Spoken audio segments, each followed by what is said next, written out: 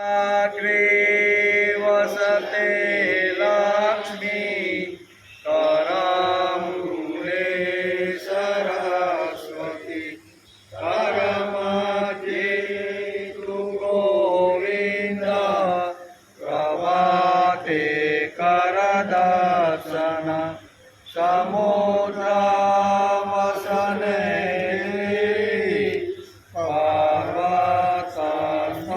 पर्वतस्तनमण्डले विष्णुपत्नी नमस्तुभ्यं आदर्शसमस्तमे वसुदेवसुतं देवं तं चचारूणमार्दनं देवकी परमानन्दं कृष्णं वन्दे जगद्गुरुं यज्ञशिष्टाशिनः सन्तो मोक्षन्ते सर्वकीर्तिते पूजते ते तदं पापा ये पसञ्जातकारणं यत्करोषि यदर्नासि यदोषि ददासि यत्तपस्यसि कौन्तेय तत्कुरुष्व मदर्पणम् अहं वैश्वानरो भूत्वा प्राणिनादेहमाश्रितः प्राणसमायुक्तं पचाम्यन्नं चतुर्विधम् ॐ सहनावतु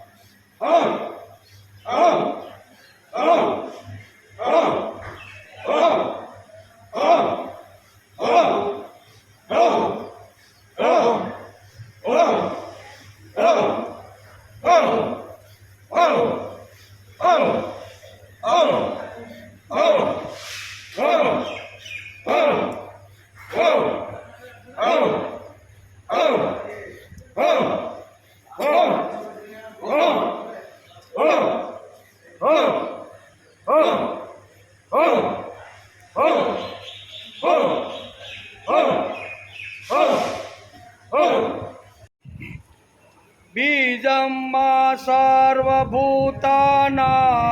बीजं मा सर्वभूतानां बीजं मा सर्वभूतानां बीजं मा सर्वभूतानां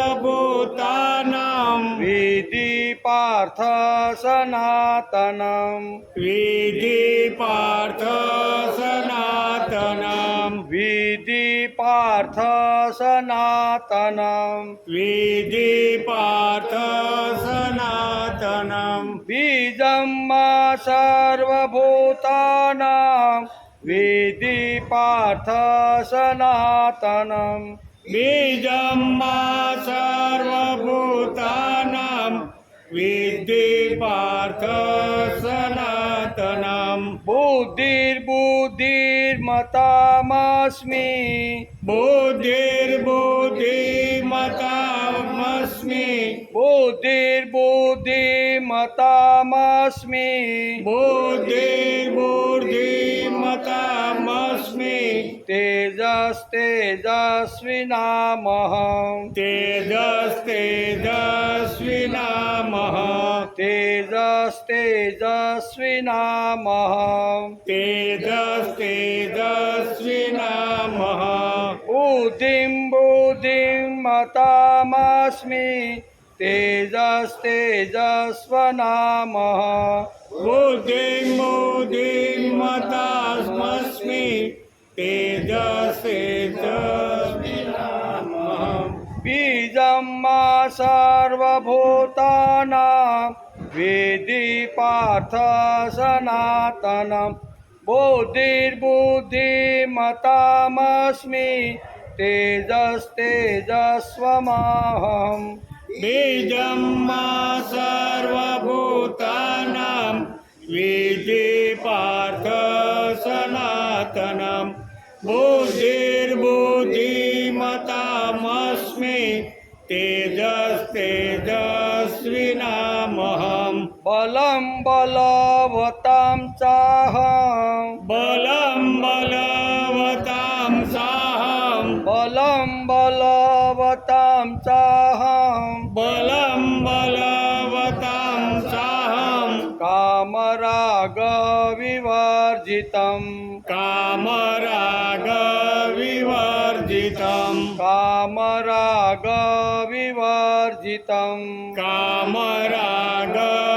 कामरागविवर्जितं बलं बलवतां चाहं कामरागविवर्जितं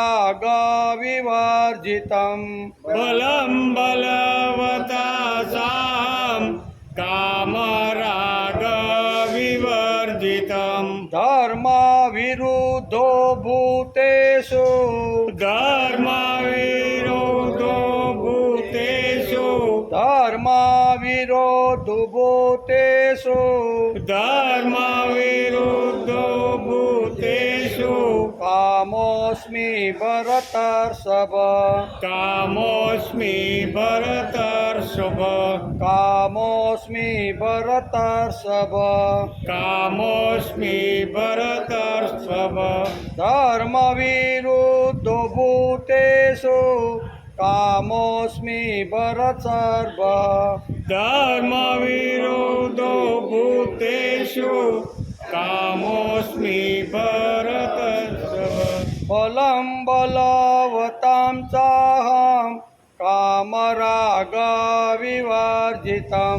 धर्मविरुद्धो भूतेषु कामोऽस्मि भरतर्षभ बलं बलवता साहं कामरागविवर्जितं धर्मविरुद्धो भूतेषु कामोऽस्मि भरतर्षभ 10-11 સાથે बीजं मा सर्वभूतानां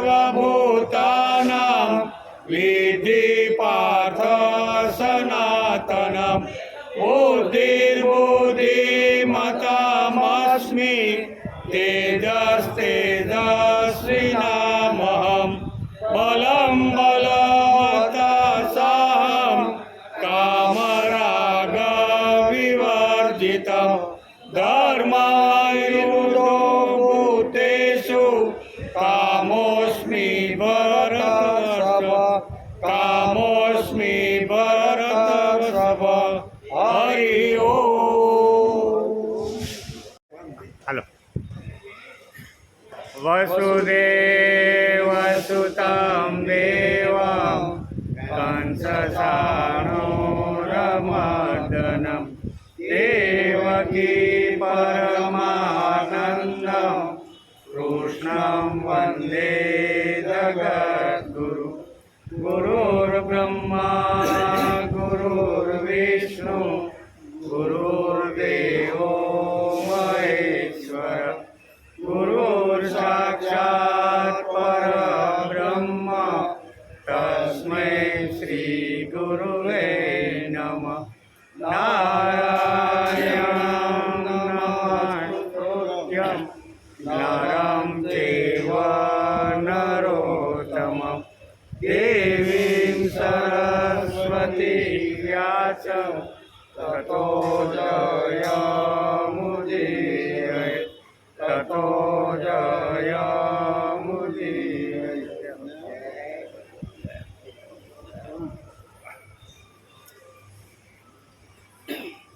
બીજં મા સર્વભૂતાનાં વિધિ પાર્થ સનાતનમ બુદ્ધિર્બુદ્ધિમતામસ્મિ તેજસ્તેજસ્વિનામહં. હે પૃથાનંદન, સર્વ જીવોનું અનાદિ બીજ અને મને જાણ, બુદ્ધિમાનોની બુદ્ધિ અને તેજસ્વીઓનું તેજ, તે હું જ છું. એમ બુદ્ધિમાનોની બુદ્ધિ અને તેજસ્વીનું તેજ હું છું. અને બીજ તું મને જાણે. બીજ એટલે આપણે વડલાનું કે નાનું નાનું બીજ હોય ને, એ બીજની વાત અહીં ભગવાન કરે છે. આજે શ્રીમદ ભગવદ્ ગીતા ચિંતન શરૂ થયું અને 350મો દિવસ. આજે અષાઢ સુદ પૂનમ, ભારતીય સંસ્કૃતિમાં એને ગુરુ પૂર્ણિમા પણ કહે છે. બીજી વ્યાસ પૂર્ણિમામાં પણ શરૂઆત થઈ વ્યાસ પૂર્ણિથી, પણ ધીમે ધીમે ધીમે ધીમે એ વ્યાસ પૂર્ણિમાથી ગુરુ પૂર્ણિમા આ પરિવર્તન થયું છે. ગઈકાલે આપણે 7મા અધ્યાયના 9મા શ્લોકને નમસ્કાર કર્યા. પૃથ્વીમાં પવિત્ર ગંધ અને અગ્નિમાં તેજ હું છું. તેમજ સમસ્ત ભૂતોમાં પ્રાણીઓના જીવનમાં શક્તિ પણ હું છું અને તપસ્વીઓનું તપ હું છું. આ સમજવાનો ગઈકાલે આપણે પ્રયત્ન કર્યો. ભગવાન 7મા અધ્યાયના 8 થી 12 શ્લોકમાં પોતાની વિભૂતિઓનું વર્ણન કરે છે. હું કઈ કઈ જગ્યાએ મારું નિવાસ સ્થાન છે, હે અર્જુન, તારે મને જો જોવાનો હોય તો તું મને કઈ જગ્યાએ ચિંતન કરી શકે છે, ચિતવી શકે છે, જોઈ શકે છે, એનું વર્ણન 10મા અધ્યાયમાં તો ભગવાને કરેલું છે.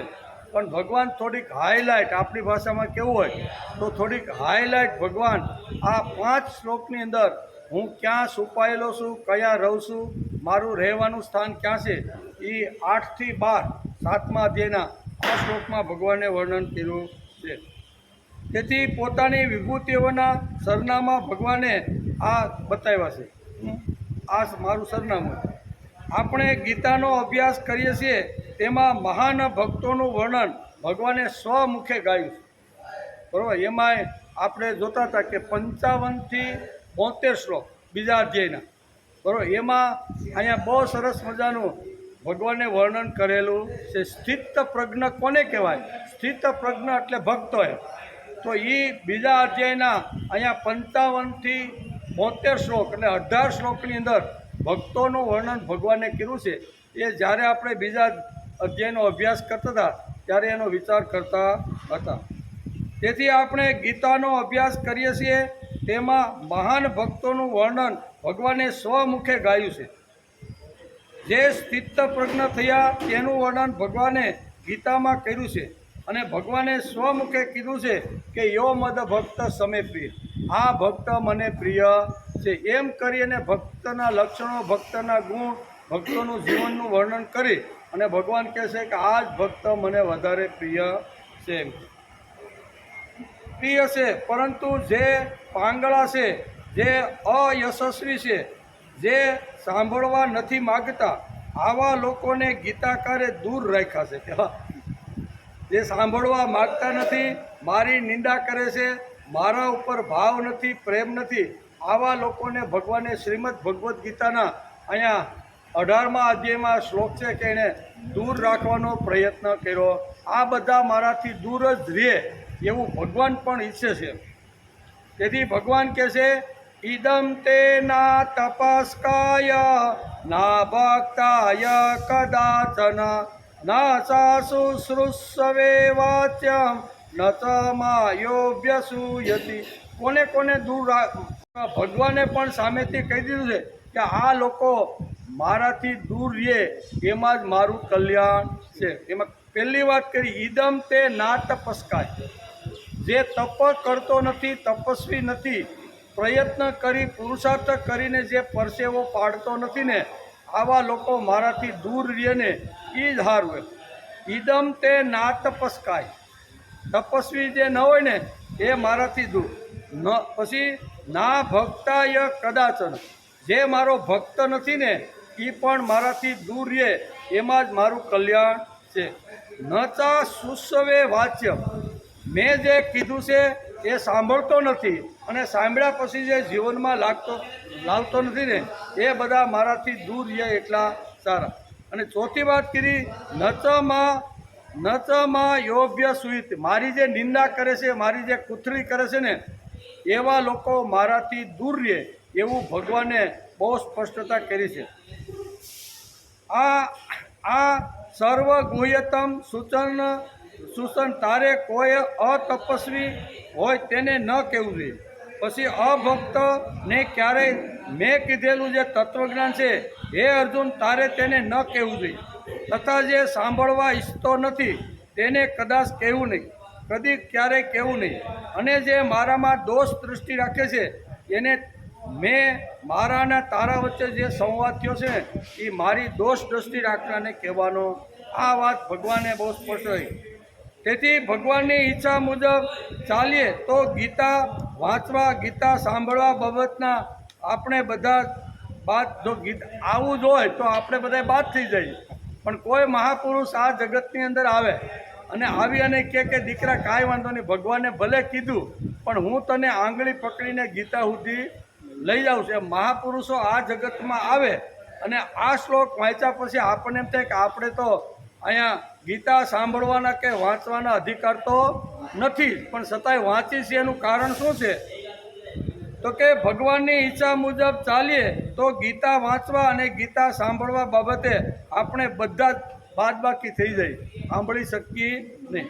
આપણે ગીતાના હલકે વાંચવાના અધિકારી નથી, પરંતુ જ્ઞાનેશ્વર જેવા મહાપુરુષ આ જગતમાં આવે, તિલક જેવા મહાપુરુષ આ જગતમાં આવે, બરાબર ને, ગાંધીજી જેવા મહાપુરુષ આ જગતની અંદર આવે, એમણે ગીતાનો ઊંડો અભ્યાસ કર્યો અને અભ્યાસ કર્યા પછી એ સાંભળવા કોઈ ન માગે ત્યારે આવા મહાપુરુષો જ્ઞાનેશ્વર જેવા કહે છે કે ભાઈ તારે ડરવાનું કાંઈ કારણ નથી, હું સૌને હાલ હું તને ગીતા સંભળાવું. એમ કરીને જ્ઞાનેશ્વર જેવા જે મહાપુરુષો છે બરાબર, એવા મહાપુરુષોના મુખારવિંદમાંથી ગીતા આપને મળી. નકર આ ભગવાને કીધું છે એમાં તો આપણી લાયકાત બેસતી નથી એમ કે.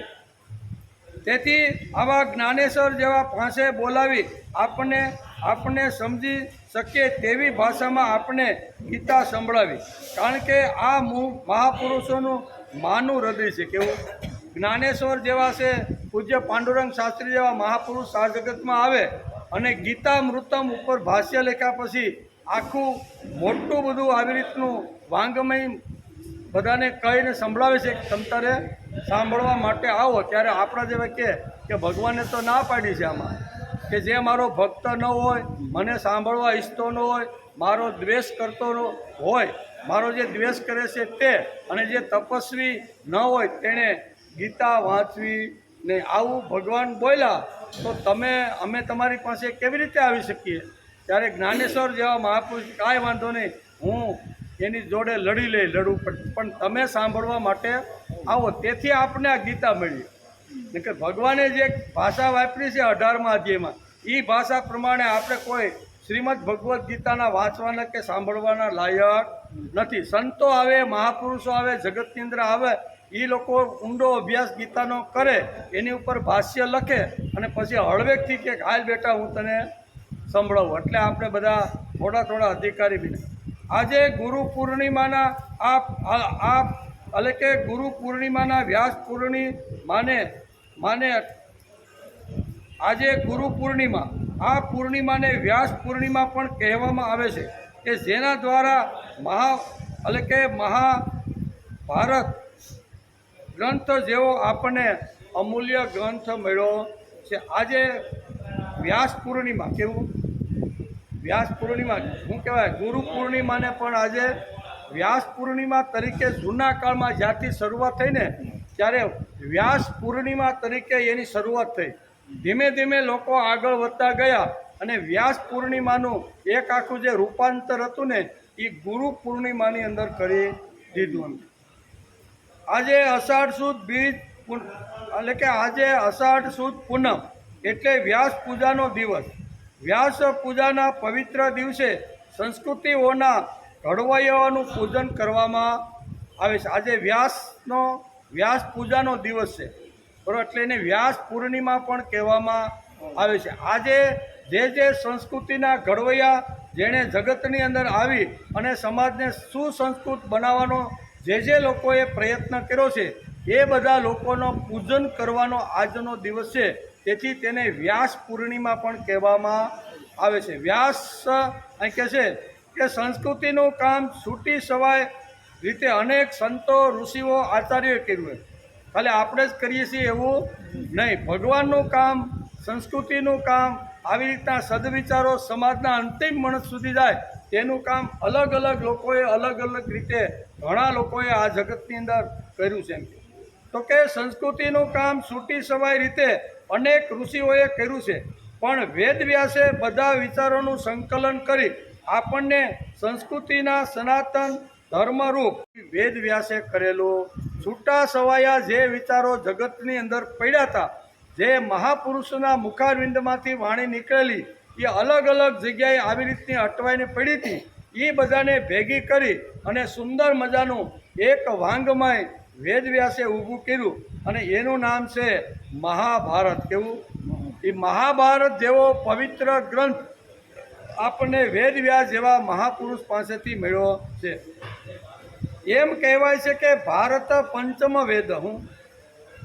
બહુ આપણા શાસ્ત્ર કોઈ ઝીણી વાતોને પણ ધ્યાનમાં રાખી અને અહીંયા ભારત એટલે મહાભારત, પંચમ વેદ એટલે 5મા વેદ તરીકે મહાભારતને માન્યતા મળી છે. 4 વેદ તો આપણા છે જ. એ 4 વેદોની અંદર એક પાછું 5મા વેદ તરીકેનું પુષ્પ અહીંયા સમાજના બધા જ લોકોએ ઉમેર્યું કે વેદવ્યાસે તો 1 લાખ શ્લોક અને 18 પર્વની અંદર આવા સુંદર વિચારો જગતમાં જ્યાં પડેલા હતા એનું સંકલન કરી અને મહાભારત જેવો પવિત્ર જો ગ્રંથ બનાવ્યો હોય ને, તો આપણે એને પણ વેદ કહેવો જોઈએ. તેથી 5મા વેદ તરીકે મહાભારતનું વર્ણન પણ આપણે ઘણી જગ્યાએ સાંભળવા મળે છે. એટલે 5મો વેદ કયો કોઈ પૂછે તો આપણે કહી શકીએ કે 5મા વેદ તરીકે અહીંયા મહાભારતને એની અંદર સ્થાન મળેલું છે. તેથી એમ કહેવાય છે કે ભારત પંચમો વેદ. વેદવ્યાસના આ ગ્રંથને 5મા વેદની ઉપમા આપવામાં આવી છે. મહાભારત દ્વારા તેમણે સંસ્કૃતિના વિચારોના જે કાંઈ દ્રષ્ટાંતો હતા, વાર્તાઓ હતા, તે વાર્તાઓ સરળ ભાષાની અંદર સામાન્ય માણસ સમજી શકે એ બધી જ વાતો મહાભારતની અંદર વેદવ્યાસે બરોબર કંડારીને સુંદર મજાના 1 લાખ શ્લોકની અંદર એણે આવો ગ્રંથ તૈયાર કરવાનો જબરજસ્ત પ્રયત્ન કર્યો છે. તેથી ગીતાના 10મા અધ્યાયની અંદર 37મા શ્લોકની અંદર ભગવાન પોતાના સ્વમુખે બોલે છે. કોણ? આ આપણે બોલતા નથી. 10મા અધ્યાયના અહીંયા 37મા શ્લોકની અંદર ભગવાન પોતે પોતાના સ્વમુખે બોલે. શું કહે છે? વૃષ્ણિનામ વાસુદેવોસ્મિ પાંડવાનામ ધનંજય મુનિનાપ્યમ ન વ્યાસ કવિનામોચનામ કવિ. આ ભગવાનના મુખારવિંદમાંથી નીકળેલા શબ્દો છે કે હે અર્જુન, વૃષ્ણિઓમાં વાસુદેવ હું છું, વાસુદેવનો પુત્ર કૃષ્ણ હું છું, પાંડવોની અંદર ધનંજય હું છું, મુનિઓની અંદર વ્યાસ હું છું, અને કવિઓની અંદર શુક્રાચાર્ય મુનિ હું. આ કોણ બોલે છે? ભગવાને અહીંયા આવા મોટા પવિત્ર દિવ્ય ગ્રંથની અંદર, શ્રીમદ ભગવદ્ ગીતાના પવિત્ર ગ્રંથની અંદર વ્યાસનું નામ લઈને અહીંયા ભગવાન પોતે જ આ વાત કહે છે. તેથી વ્યાસનું કેટલું મોટું મહત્ત્વ છે જે ભગવાનના મુખમાંથી નીકળેલો આ શબ્દ છે. મુનિઓની અંદર વ્યાસ મુનિ હું છું. આવું ભગવાને બે ધડક કુરુક્ષેત્રના મેદાનમાં ઊભા રહી અને અર્જુનના રથ ઉપર ઊભા રહીને અર્જુને કીધું કે પાંડવા નામ ધનંજય, તું કાંઈ સામાન્ય નથી. જે પાંડવો છે ને એમાં ધનંજય એટલે તું મારી વિભૂતિ છો. શુક્રાચાર્ય જેવા શુક્રાચાર્યને યાદ કર્યા, વેદવ્યાસને યાદ કર્યા. અહીંયા કહે છે કે આ બધાને યાદ કરી અને અહીંયા ભગવાન કહે છે કે મુનિના મેપમ એટલે કે મુનિના મપ્યહમ વ્યાસ. આમ કરીને વ્યાસને અહીંયા ભગવાન શ્રી કૃષ્ણ કુરુક્ષેત્રના મેદાનમાં યાદ કરે છે. તેથી મુનિના વાસ એમ કહીને ભગવાન શ્રી કૃષ્ણે તેમને બિરદાવવાનો પ્રયત્ન કર્યો. બધાને બિરદાવ્યા નથી, ઘણા બધાને બિરદાવ્યા. એમાં આ વ્યાસ મુનિનું પણ નામ છે. આમ કહીને ભગવાન શ્રી કૃષ્ણે વેદવ્યાસને બિરદાવ્યા છે. વેદવ્યાસના જીવન અને કવનને અમર બનાવવા તેમના અનુગામી પ્રચાર કરનાર સૌને વ્યાસ તરીકે સંબોધન કરવામાં આવે છે. આના જે અનુગામી વ્યાસ ગયા પછી વ્યાસનું જે વાંગ્મય હતું, એનું જે તત્વજ્ઞાન હતું, એના જે સિદ્ધાંતો હતા એ અંતિમ માણસ સુધી પહોંચે.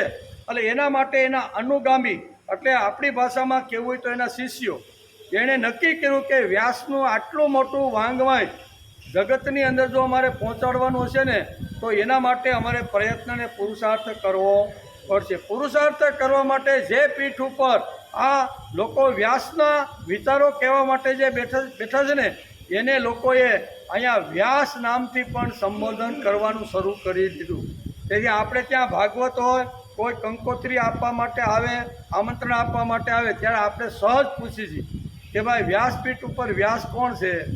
તો એ વ્યાસ એટલે વ્યાસના અનુગામી, વ્યાસના વિચારો અંતિમ માણસ સુધી જાય અને એ પીઠ ઉપર બેસીને એ વિચારો કહેવાનો જે પ્રયત્ન કરે એને આજે વ્યાસપીઠ કહેવામાં આવે છે. આવી વ્યાસપીઠનું હજારો વર્ષોથી મહત્ત્વ આપણા ભારત વૈદિક તત્વજ્ઞાન. તેથી વેદવ્યાસના જીવન અને કવનને અમર બનાવવા તેમના અનુગામી ચિંતકોએ સંસ્કૃતિના વિચારોનો પ્રચાર કરનાર સૌને વ્યાસ તરીકે સંબોધન કરવાનું નક્કી કર્યું છે. સંસ્કૃતિના વિચારો જે પીઠ ઉપરથી કહેવાય છે, જે વિચારો કહેવાય છે, તે વિચારો વહેતા થાય છે તે પીઠને આજે વ્યાસપીઠ કહેવામાં આવે છે. વેદવ્યાસે જે કીધેલા વિચારો છે, લખેલા વિચારો છે, એને વાંગ્મયમાં જે કાંઈ આવી રીતનું કરેલું છે ને એ વિચારો જ્યારે કહેવામાં, જે જગ્યા ઉપરથી, જે સ્થાન ઉપરથી કહેવામાં આવે છે એને આજે લોકો વ્યાસપીઠ તરીકે એને આજે નમસ્કાર કરે છે. તેથી સંસ્કૃતિના વિચારો જે પીઠ ઉપરથી કહેવાય છે, જે વિચારો વહેતા થાય છે તેને આજે તે પીઠને આજે વ્યાસપીઠ કહેવામાં આવે છે.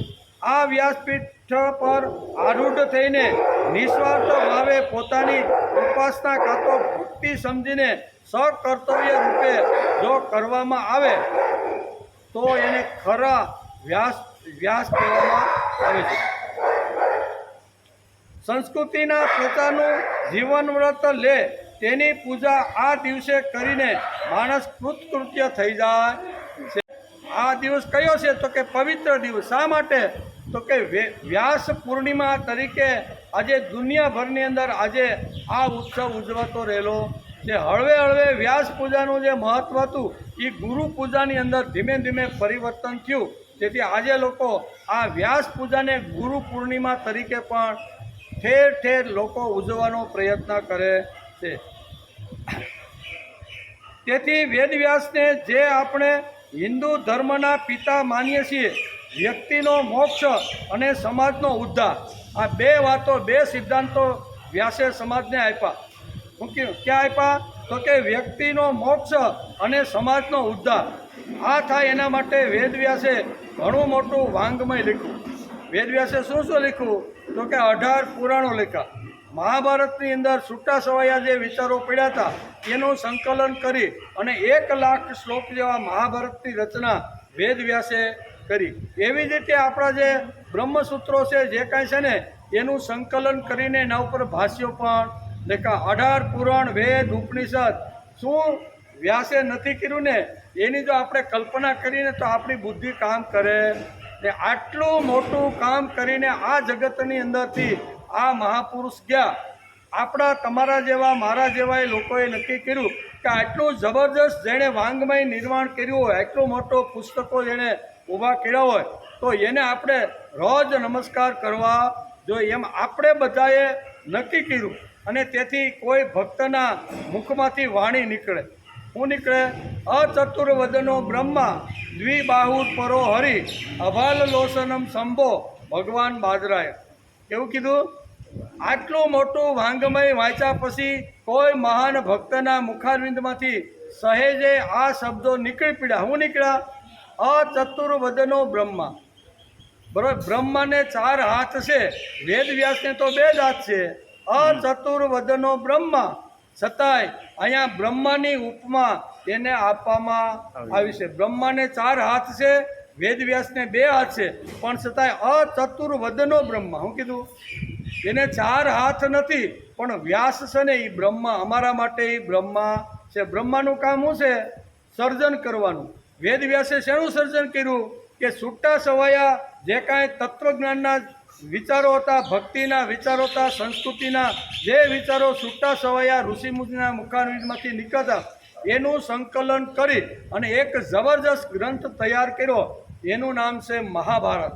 1 લાખ શ્લોક એની અંદર આવેલા છે. 18 પર્વની અંદર વેદવ્યાસે જુદા જુદા ચરિત્રોના માધ્યમથી આ મહાભારતને વેચી દીધું છે. તેથી કોઈ ભક્તના મુખમાંથી નીકળ્યું અચતુર્વદનો બ્રહ્મા. વેદવ્યાસ કેવા છે? 4 હાથ નથી, પણ એ બ્રહ્મા અચતુર્વદનો બ્રહ્મા દ્વિબાહુર પરો હરિ. હરિને 4 હાથ છે અને 4 હાથમાં એક છે, ને બધું એક 4 હાથમાં શંખ, ચક્ર, ગદા અને આ 4 હાથ જેને હોય એને હરિ કહેવાય. પણ અહીંયા ભક્ત કહે છે કે એને 4 હાથ નથી, 4 શસ્ત્ર પણ હાથમાં નથી, છતાંય અમારા માટે એ ભગવાન હરિ છે. કેવા? અચતુર્વદનો બ્રહ્મા દ્વિબાહુર પરો હરિ. આ અમારા માટે વેદવ્યાસ એ કોઈ સામાન્ય નહીં, એ અમારા માટે હરિ છે. અચતુર્વદનો બ્રહ્મા દ્વિબાહુર પરો હરિ અભાલ લોસનમ શંભો. ભગવાન શંભોને જે ત્રીજું નેત્ર છે, એવી રીતનું ત્રીજું નેત્ર વેદવ્યાસને નથી, પણ અમારા માટે એ શંભો છે. કેવું? હવે આટલું સ્થાન, આટલા ઊંચા સ્થાન ઉપર આપણા જેવા સામાન્ય લોકોએ વેદવ્યાસને બેસાડી દીધા. અચતુર્વદનો બ્રહ્મા દ્વિબાહુર પરો હરિ અભાલ લોસનમ શંભો ભગવાન બાજરાય. કેવા? વેદવ્યાસનું એક નામ છે કૃષ્ણ દ્વૈપાયન અને બાદરાયણ. બાદરાયણ દ્વીપની અંદર એનો જન્મ થયો, તેથી એને બાદરાયણ કહેવામાં આવે છે. કૃષ્ણ દ્વૈપાયન એટલે કૃષ્ણ એટલે કે જન્મતાની સાથે અહીંયા વ્યાસ કાળા હતા, એટલે એને કૃષ્ણ દ્વૈપાયન કહેવામાં આવે છે. બેટમાં જન્મા સત્યવતી અને પરાશરનું સંતાન. કેવું? સત્યવતી અને પરાશરનું જે સંતાન છે એને આજે આપણે વ્યાસ તરીકે આપણે એનું રોજ સંબોધન કરતા રહેલા. આપણે અત્યારે જે ગ્રંથનો અભ્યાસ કરી રહ્યા છીએ ને, એનું પણ સંકલન અહીંયા વેદવ્યાસે કરેલું છે. ભગવાનના મુખારવિંદમાંથી તો આ વાણી ટપકી પડી, પણ એને ભેગું કરીને પાછું ગ્રંથમાં જો કરવાનું હોય તો કોણ કરે? એટલે ગીતાને પણ સારી રીતે એક બધા છૂટા છવાયા જે 700 મણકા પડેલા હતા એને એક માળાની અંદર ગૂંથવાનું કામ પણ વેદ વ્યાસે કર્યું. આટલી મોટી શક્તિ સત્યવતી અને પરાશરનું જે સંતાન છે ને એને આપણે ભગવાન બાદરાયણ કરીને રોજ નમસ્કાર કરીએ છીએ. આવા મહાન ચરિત્રને આજે વ્યાસ પૂર્ણિમા તરીકે આખા ભારત અને વિશ્વની અંદર જ્યાં જ્યાં ભારતીય લોકોનો હશે ને ત્યાં વ્યાસ પૂર્ણિમા તરીકે એને આજના દિવસે ઉજવવામાં. બીજી વાત છે, વેદ વ્યાસને જ આપણે હિન્દુ ધર્મના પિતા માનીએ છીએ. વ્યક્તિનો મોક્ષ અને સમાજનો ઉદ્ધાર એ બંને આદર્શો પ્રત્યે અભેદ બુદ્ધિથી જોનાર, અભ્યુદય અને નિઃશ્રેષ બંનેનો સમન્વય સાધનાર આજ વ્યાસ જેવો જગતમાં બીજો કોઈ જન્મો. બંને વાતો એણે સમાજની અંદર મૂકી દીધી છે. અહીંયા પાંડવોના દુર્ગુણો હોય ને તો પણ એ દુર્ગુણોનું વર્ણન અહીંયા વેદ વ્યાસે પોતાના ગ્રંથની અંદર કર્યું છે. કર્ણ અને દુર્યોધન જેવાના જે સદગુણ એકાદો કોઈ પાછલા બારણે જો પડ્યો હોય ને તો એનું પણ વર્ણન કરેલું છે. એટલે જેની પાસે જેવી રીતનું હતું ને એ બધા મહાભારતના પાત્રોની અંદર વેદ વ્યાસે આબેહૂબ આવી રીતનું વર્ણન કર્યું છે. તેથી અધ્યાત્મ પરાયણ એવા વ્યાસજીથી ચડી જાય તેવો જગતમાં આજ સુધી કોઈ જન્મો નથી અને હવે જન્મ છે નહીં એવું આપણે કહી પણ શકીએ. કારણ કે આટલું મોટું જેણે વાંગમય ઊભું કર્યું. વિચાર કરો, 18 પુરાણ. હવે આપણે એક પુરાણને સમજતા આવી રીતે નાકે દમ આવી જાય. 18,000 શ્લોક હોય બરોબર ને પુરાણના, અને એ જો 7 દિવસમાં થોડા ઘણા આપણા કાન પાસે આવે તોય આપણે એમ થાય કે હવે બસ હવે બહુ થઈ. તો જેણે આ બધું નિર્માણ કર્યું છે, સંગઠન કરીને આ બધું એકત્ર કરીને જેણે આ આટલું મોટું મહાન કાર્ય કર્યું છે એવા મહાપુરુષનો આજે આ જન્મદિવસ છે. તેથી એને વ્યાસ પૂર્ણિમા તરીકે આખા ભારતભરની અંદર ઉજવવામાં આવે છે. વેદ વ્યાસનું વૈદિક તેમજ લૌકિક જ્ઞાન એટલું મર્યાદિત હતું કે સર્વજ્ઞ લોકોને કૃતજ્ઞતાપૂર્વક કહ્યું કે વ્યાસો ઉશિષ્ટ જગત. લોકોએ એના ઉપર કૃતજ્ઞતા વ્યક્ત કરવા માટે કીધું કે અમે જે કાંઈ ગાઈએ છીએ, અમે કાંઈ સારું સાંભળીએ છીએ ને એ વ્યાસ મુનિનું એઠું છે. કેવું કે વ્યાસ મુનિનું એઠું એટલે વ્યાસના મોઢામાંથી નીકળેલા જે શબ્દો છે ને એને વ્યાસો ઉશિષ્ટ સંસ્કૃતમાં કહેવામાં આવે છે. એટલે આપણે જે કાંઈ સારું સમાજમાં જોતા હોઈશું ને એ બધું આડું અવળું કરીને આવનાર છે એ વ્યાસ ભગવાનના મોઢામાંથી જ નીકળેલું છે. તેથી આવી રીતનું કહેવાય છે. અને વ્યાસગીરા મહાભારતને એટલે કે સારમ વિશ્વસ્ય કહ્યું છે. મહર્ષિ વ્યાસ એ જીવનના સાચા ભાષ્યકાર છે. કારણ કે તેમણે સમગ્ર જીવનને એટલે કે જીવનને સમગ્ર સ્વરૂપે જાણ્યું. સમગ્ર સ્વરૂપે જાણવાનો પ્રયત્ન વેદ વ્યાસે કર્યો છે. જીવન એ ન કેવળ પ્રકાશ છે કે ન કેવળ અંધકાર છે. માણસનું મારું તમારું જે જીવન છે ને એ ખાલી કેવળ પ્રકાશ જ નથી, ખાલી અંધકાર નથી, પણ અંધકાર અને પ્રકાશ આ બંને વસ્તુ માનવી જીવનમાં પડેલી છે એવું વેદ વ્યાસે પોતાના ગ્રંથની અંદર લખ્યું છે. તેથી કહે છે જીવન એ કેવળ પ્રકાશ છે, ન કેવળ પ્રકાશ છે કે ન કેવળ અંધકાર છે. જીવન તો છે તેજ અને સાયાની સંતા કુકડી. તેજ અને સાયાની સંતા કુકડી હોય તો એ અહીં વેદવ્યાસનું વાંગ્મય છે. ભરતી ઓટની રમત અને સુખ દુઃખનો સમન્વય. મહર્ષિ વ્યાસનું કહેવું છે કે આપણું જીવન ધોળા અને કાળા તંતુથી વણાયેલું.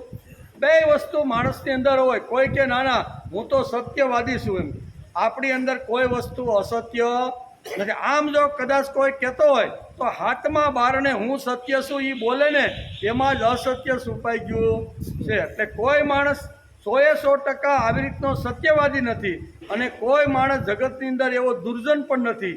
દુર્જનની અંદર પણ કોઈ એકાદ બે ખૂણે સારા સંસ્કારો કે સારા ગુણો પડેલા હોય છે. સત્યવાદી ગમે તેટલો હોય પણ એકાદું નાનું એવું ક્યાંક તો આડોવડું કાંઈ પડેલું હોય છે. એટલે ધોળા અને કાળા આ બંને તંતુનો સમન્વય કર્યો છે. કેવો?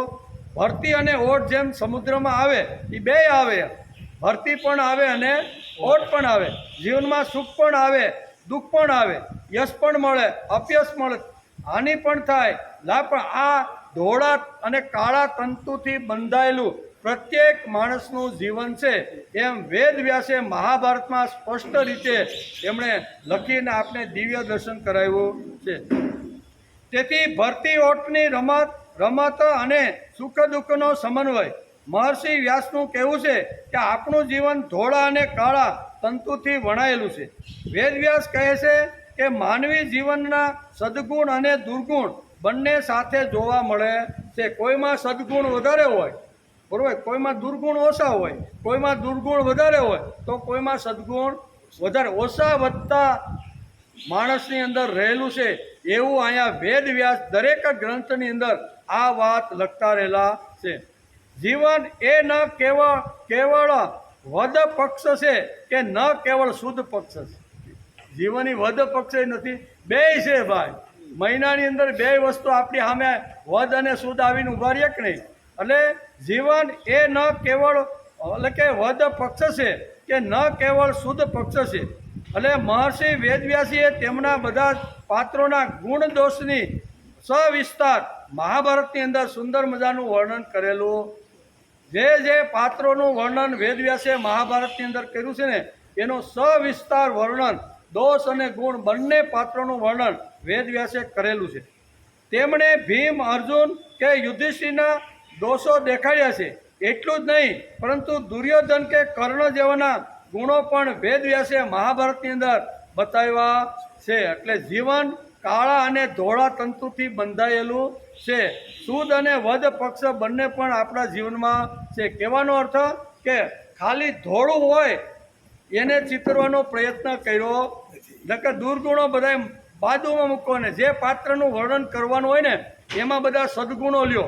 આવું વેદ વ્યાસે કર્યું નથી. ભીમ, અર્જુન જેવા મહાન જે લોકો હતા ને એના દુર્ગુણો પણ ક્યાં ક્યાં છે ને એ પણ વેદ વ્યાસે બતાવ્યા છે. તેથી વેદ વ્યાસ જેવા મહાપુરુષ જંગલમાં જાય અને યુધિષ્ઠિરને પણ ઠપકો આપે છે કે તું ભલે ગમે એટલો ધર્મ ઉપર હાલનારો ધર્મ, તારી અંદર આ દક્ષતાનો જે ગુણ હોવો જોઈએ ને એ ગુણ નથી, તું અદક્ષ છો એમ કરી અને એના દુર્ગુણનું વર્ણન વ્યાસ અહીંયા શું કહેવાય જંગલમાં જઈને પાંડવોની સામે તું કેવો છો અદક્ષ. દક્ષ માણસ ગમે તેવો કાકો હોય, કાકાને ઓળખતા તો આવડો જોઈએ ને. યુધિષ્ઠિરે શું કીધું, કાકાએ આમંત્રણ મોકલું તેથી હું ઝુકટુરમાં ફરીવાર પાછો બેઠો. ત્યારે અહીં વેદવ્યાસ કહે છે કે કાકો કઈ કક્ષાનો છે ને એ તારે જરીક જોવું જોઈએ કે નહીં. તું દક્ષ નથી, તું દક્ષ ન રહ્યો એટલે હવે તારે 13 વર્ષ સુધી આ રખડવાનું ભટકવાનું કામ કરવાનું છે. એટલે વેદવ્યાસ કેવા કે શુદ્ધ પક્ષ હોય તો શુદ્ધ પક્ષ ચિત્રે, વધ હોય તો વધ. માણસની અંદર બંને કાળા ધોળા અને તંતુને વણી અને આખું આ મહાભારતની રચના વેદવ્યાસે કરી છે. નહીતર કોઈ પણ ગ્રંથ લખવા માણસ દે ને ત્યારે એની અંદર સારું હોય લખે, એને કાળા કામ કર્યા હોય ને એ એકેય લીટી લખે. આપણે ઘણા બધા પુસ્તકો વાંચતા હોય ને કોઈના ચરિત્ર, ત્યારે ઘણીવાર આપણને આવું જોવા મળે. તો એ ખરેખર વાંગ્મય કહેવાય. વાંગ્મય કોને કહેવાય કે જે ચરિત્ર લખવા માટે બેઠો છે એની અંગૂઠાથી માથા સુધી એના સદગુણ હોય, દુર્ગુણ હોય, કોઈ આવી રીતની કુટેવ હોય, એ બધું જ સંપૂર્ણ રીતે જો એનું ચિત્ર ને તો એ ખરું વાંગ્મય લખ્યું કહેવાય. નહીં તો સારું લખે બધા. ધન સંપત્તિવાળા સુરતમાં આવે અને કોઈ ભાઈ એના વિશે પુસ્તક લખવા બેઠે તો એને કાળા કામમાં જે શરૂઆતમાં કર્યા હોય ને એ ન લખે. એને આટલું આવીને આટલી પ્રગતિ કરીને આમ કર્યું, અમારો આ ઉદ્યોગપતિ છે, અમારો ફલાણો આમ છે એવું લખે ને. એવું પુસ્તક હમણાં 20 દી પહેલાં મારા હાથમાં આવ્યું હતું. સુરતના બધા જે ટોપ બધા કેવા ઉદ્યોગપતિ, એના બધા ગુણોનું જ વર્ણન હતું, પણ એને કેટલા કાળા કામમાં કર્યા એ આપણને ખબર હતી. એ પુસ્તકમાં ક્યાંય હતું. એટલે આને વાંગ્મય કહેવાય નહીં. વાંગ્મય કોને કહેવાય તો વેદવ્યાસ જેવા મહાપુરુષે જે ધોળું હોય તે ધોળું અને કાળું હોય તે કાળું બંનેને ચિત્રની પાત્રને સમાજની અંદર મૂકવાનો પ્રયત્ન કર્યો છે. તેથી તેમણે ભીમ અને અર્જુન કે યુધિષ્ઠિરના દોષો પણ દેખાડ્યા છે અને દુર્યોધન અને કર્ણ જેવાના ગુણો પણ મહાભારતની અંદર વેદવ્યાસે ચિત્રા છે. આ રીતે જીવનને એના સમગ્ર રૂપમાં જોવાની હિંમત રાખનાર આર્ષદ્રષ્ટા ઋષિ જીવનનો સાચો ભાષ્યકાર બની શકે અને તે ભાષ્યકાર એટલે વેદવ્યાસ. તેથી એને વ્યાસ પૂર્ણિમા પણ કહેવામાં આવે છે. વ્યાસ તરીકે આજે દુનિયાના લોકોની અંદર વ્યાસનું પૂજન કરે છે. આજે વ્યાસ પૂજાનો પવિત્ર દિવસ છે. વ્યાસ પૂજાના પવિત્ર દિવસે સંસ્કૃતિના ઘડવૈયાઓનું પૂજન કરવામાં, જેણે સંસ્કૃતિના રક્ષણ માટે, ધર્મના રક્ષણ માટે, જેણે સુસંસ્કૃત સમાજ થાય એના માટે જેણે જેણે બલિદાનો આપ્યા છે, જેણે જેણે ચામડી ઘસી છે, જેણે લોહી રેડ્યું છે ને, એવા લોહી રેડનાર મહાપુરુષોનું આજના દિવસે સ્મરણ કરવામાં આવે છે. એમ કે તેથી વ્યાસપીઠ પર બેસનાર માણસે કેટલીક પરેજીઓ પાળવી જોઈએ. વ્યાસને અમાન્ય એવો એક પણ વિચાર વ્યાસપીઠ ઉપરથી કોઈ દિવસ ક્યારેય કહેવો જોઈએ. આટલું મોટું કામ કરીને જે મહાપુરુષ આ જગતની અંદરથી ગયા છે એની પીઠ ઉપર જો હું બેસવાનો હોય તો વ્યાસને જે વાત માન્ય ન હોય ને એવી એક પણ વાત વ્યાસપીઠ ઉપરથી કહેવી જોઈએ નહીં. વ્યાસ સાહિત્યનો ઊંડો અભ્યાસ કરીને પછી જ વ્યાસપીઠ ઉપર બેસવાનો માણસને અધિકાર છે. પરબાર આવ્યા અને બેસી ગયા એવી રીતનું નહીં. વ્યાસ શાસ્ત્ર જે પુરાણો છે, ઉપનિષદો છે, મહાભારત જેવો ગ્રંથ છે, આવા ઊંડા જે વાંગ્મય છે એનો અભ્યાસ કરી અને પછી જે વિષય ઉપર બોલવાનું હોય ને એની વાતનો એણે વિચાર કરવો જોઈએ. વ્યાસપીઠ ઉપર બેસનાર માણસ સરસ્વતીનો સાચો ઉપાસક હોવો. હું મારી વાણીથી મા સરસ્વતીનું પૂજા કરવા માટે બેઠો છું. વાણી વાપરી અને મને કેટલા પૈસા મળે એ મારો હેતુ નથી. મારી વાણી પવિત્ર થાય, મને જે કાંઈ સારી વાતો લાગી એ અંતિમ માણસ સુધી પહોંચે. તેથી વ્યાસપીઠ ઉપર બેસીને મારે આવી રીતની સરસ્વતીની ઉપાસનાને પૂજા કરવા માટે બેસું છું. પણ આ કર્યા પછી મને આટલી ફી મળે એવી વાત કોઈ દિવસ વ્યાસપીઠ ઉપરથી કહેવામાં આવતી નથી. આ પવિત્રતા જાળવવાનો વિચાર વ્યાસપીઠ ઉપર બેસનારે કહેવો જોઈએ.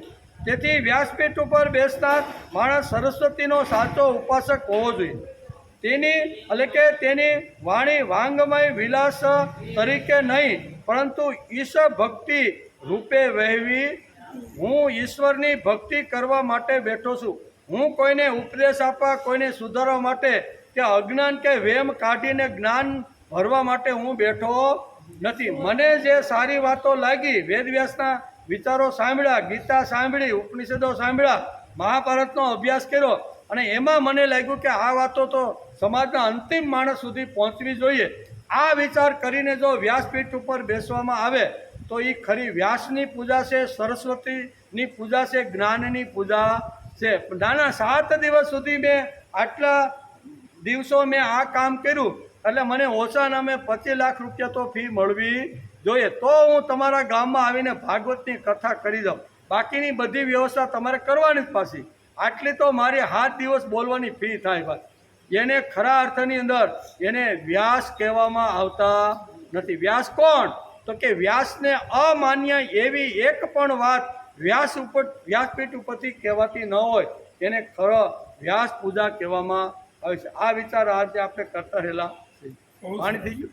બહુ સરસ વર્ણન આવે છે. એટલે ભક્ત તરીકે વ્યાસ અને વ્યાસ પૂજાનો આજે દિવસ, તેથી આપણે આ શ્લોક તો આપણે કાલે લઈ શકીએ, બરાબર, પણ આજના પવિત્રમાં પવિત્ર દિવસ કહેવાય. એ પવિત્ર દિવસ શા માટે?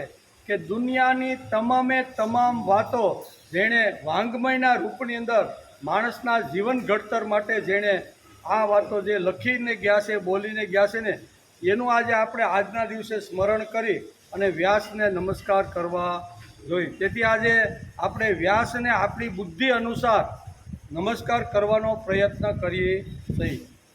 તેથી તેની વાણી વાંગમય વિલાસ તરીકે નહીં પરંતુ ઈશ્વર ભક્તિ રૂપે વહેવી જોઈએ. વ્યાસપીઠ ઉપર જે બેસે છે એની વિલાસ માટે નહીં, લોકોને ગમે એવું નહીં, પણ શાસ્ત્રે શું કીધું છે ને એ વાત અંતિમ માણસ સુધી લઈ જવાનો જે વ્યાસપીઠ ઉપર બેસે એને પ્રયત્ન કરવો. લોકોને ગમે એવું તો બધાય પીડી ગયા અને નચાવે કૂદાવે, બધાય ન ધંધા કરવાના હોય ને એવા લગભગ ભાગવતની કથાઓમાં બધા હાલતા જ હોય છે. એટલે આની જગ્યાએ માણસ ઊભો થાય, માણસ દિવ્ય બને, તેજસ્વી બને, એની અંદર આવી રીતના કૃતજ્ઞતાના ગુણો આવે. એ બધી વાતો વેદવ્યાસ જે લખીને ગયા છે ને એ વાતનો વિસ્તારથી વિચાર કરીને સમાજમાં પહોંચાડવાનો પ્રયત્ન કરવો જોઈએ. અને આ જે ખરેખર જે કરતા રહેલા છે ને એને આજે વ્યાસ પૂજા કહેવામાં આવે છે. સરસ્વતીની પૂજા કરવી જોઈએ. સરસ્વતી એટલે જ્ઞાન, સરસ્વતી એટલે વિદ્યા, બરાબર. તો વિદ્યાને મસ્તક ઉપર લઈને ભગવાન માથે મોરપીંછના રૂપની અંદર બેઠા કરી. આ બધી વાતો છે. તેની વાણી વાંગમય વિલાસ તરીકે નહીં પરંતુ ઈશ્વર ભક્તિ રૂપે વહેવી જોઈએ. વાણી સરળ, સ્પષ્ટ, ઊંડી અને સમાજની ઉન્નતિની સાધક તરીકે હોવી જોઈએ. વેદવ્યાસ એ સમાજના સાચા ગુરુ છે. કેવા વેદવ્યાસ છે એ સમાજના સાચા ગુરુ છે. આ પરથી પરંપરાનુગત વ્યાસ પૂજા એક ગુરુ પૂજા કહેવાની અને વ્યાસ પૂર્ણિમા એક ગુરુ પૂર્ણિમા તરીકે આજે લોકો ઉજવતા થઈ ગયા છે. નિર્જીવ વસ્તુને ઉપર ફેંકવા જેમ સજીવની જરૂર પડે છે તેમ લગભગ જીવહીન અને પશુતુલ્ય બનેલા માનવને દેવત્વ તરફ મોકલવા જીવંત વ્યક્તિની જરૂર પડે છે. નિર્જીવ વસ્તુ, માનો કે આપણા હાથમાં બોલ હોય, હવે બોલ પડેલો છે એને જો દૂર ફેંકવાનો હોય તો જીવંત વ્યક્તિએ એ પકડવો પડે. કેવો? એ જીવંત વ્યક્તિ પકડે તો એ નિર્જીવ વસ્તુને દૂર સુધી મોકલવું હોય તો મોકલી શકે. એટલે અહીં કહે છે કે અહીંયા નિર્જીવ વસ્તુને ઉપર ફેંકવા જેમ સજીવની જરૂર પડે. સજીવ એટલે હાલતો ચાલતો માણસ. તેમ લગભગ જીવહીન થયેલો પશુતુલ્ય જીવન જે જીવતો રહેલો જે છે ને એને જો ઉપર એટલે કે ભગવાન સુધી જો પહોંચાડવાનો હશે તો આવો કોઈ શું કહેવાય છે સજીવ માણસની જરૂર પડે છે. અને સજીવ માણસ એટલે ગુરુ. કેવો? સજીવ. ભગવાનને તો આપણે જોયા નથી. એટલે અહીં કહે છે માનવને દેવત્વ તરફ મોકલવા માટે જીવંત વ્યક્તિની જરૂર પડે છે. આ વ્યક્તિ એટલે જ ગુરુ. માનવને દેવ બનવા માટે પોતાની પશુતુલ્ય વૃત્તિઓ ઉપર સંયમ મૂકવો પડે છે. બરાબર? સંયમ તો રાખવો જ પડે. સંયમ વગર વિકાસ થતો નથી. આપણે ભાઈ સંયમ નહીં ને સાંભળવું તો એ મેળ પડે નહીં. માણસને જે વખતે સદવિચારો સાંભળતા હોય, ભક્તિ કરતા હોય, જે વખતે આવી રીતની સત્સંગમાં જ્યારે બેઠા હોય ને ત્યારે માણસે સંયમ તો રાખવો પડે ને સંયમ રાખ્યા વગર વિકાસ કોઈનો થતો નથી. તેથી અહીં કહે છે કે આ સંયમની પ્રેરણા તેને ગુરુના જીવન ઉપરથી મળે છે. ગુરુ એટલે જે લઘુ નથી તે અને લઘુને ગુરુ બનાવે તેને સમાજનો સાચો ગુરુ કહેવામાં. ગુરુ એટલે વજનદાર. કેવો? કોઈની સામે જેનું મસ્તક નમતું નથી ને એને ખરો ગુરુ કહેવામાં. ગુરુ એટલે વજનદાર અને લઘુ એટલે નાનો. જે નાના માણસને મોટો બનાવવાનો જે પ્રયત્ન કરે એ સમાજનો સાચો ગુરુ બની શકે. જે કચડાયેલો છે, પશુતુલ્ય જીવન જીવતો રહ્યો છે, જેની અંદર આવી રીતના ગુણ નથી, એની અંદર હળવે હળવે ધીમે ધીમે પ્રેમ ભાવ આપી અને એને ગુરુ એટલે કે લઘુમાંથી ગુરુ બનાવવાનો જે પ્રયત્ન કરે છે ને તેને ખરો ગુરુ કહેવામાં આવે છે. જે જીવનને મનના વશમાં જવા દે તે લઘુ અને જે મનનો સ્વામી બની જાય છે તેને ગુરુ. લઘુ અને ગુરુ કોણ? તો કે લઘુ એ કે મનને ગમે ત્યાં દોડાવે, ગમે ત્યાં લઈ જાય, એને કંટ્રોલ રાખી શકે નહીં. એના માટે શાસ્ત્રકારોએ લઘુ શબ્દ રાખ્યો છે. ગુરુ એટલે ગમે તેવી ભૌતિક સંપત્તિ સામે આવે પણ એ સંપત્તિની અંદર જે આળોટતો નથી ને પોતે જે ધ્યેય નક્કી કર્યું છે એ ધ્યેય સુધી પહોંચવાનો જે પ્રયત્ન કરે છે ને આને ગુરુ કહેવામાં આવે છે. અને ગુરુ હંમેશા વજનદાર હોય. ગમે તેવું વાવાઝોડું આવે, બરાબર, કામના આવે, વાસના આવે, કનક આવે, બરાબર, કાંતા આવે, ગમે તેટલા ભોગ આવે, વીત આવે, પણ જ્યાં લાંબો થઈને પડી જતો નથી ને એ જ ખરો સમાજનો સાચો ગુરુ છે. એ સમાજનો સાચો ગુરુ છે. કનક, કાંતા અને એટલે કે કીર્તિના વંટોળિયા જેવા પવનમાં જે ઉડી શકતો નથી ને તેને જ ગુરુ કહેવામાં આવે છે. ત્રણ વસ્તુ અહીં લખી છે. કેવી? કનક, કાંતા અને કીર્તિ. કનક એટલે સોનું, કાંતા એટલે સ્ત્રી અને કનક અને કીર્તિ એટલે સમાજની અંદર જે કાંઈ યશ કે જે કાંઈ મળે ને એ કીર્તિ. આની અંદર જે લપેટાઈ જાતો નથી ને તેને જ ખરો સમાજનો ગુરુ કહેવામાં આવે છે. એટલે કે કીર્તિના વંટોળિયા પવન તેને ઉડાડી શકતા નથી અને તેથી તે અસ્થિર અને અવ્યવસ્થિત મનના માનવોને માટે એ માર્ગદર્શક બની જાય. આપણા જેવાને માર્ગદર્શન એટલા માટે બને છે કે એ કોઈ દિવસ ગમે કનક કાંતા અને કીર્તિના આવા ગમે તેવા વંટોળિયામાંથી આપણો ગુરુ કોઈ દી ઉડી જતો નથી. તેથી માર્ગદર્શક બની શકે છે. આજે ગુરુ પૂજા ગુરુવાદમાં પરિણમી છે. ગુરુ પૂજાનો ગુરુવાદ થવાથી માનવી અંધશ્રદ્ધા અને અજ્ઞાનના અંધકારમાં અથડાય તૂટી અને ફેંકાઈ જાય છે.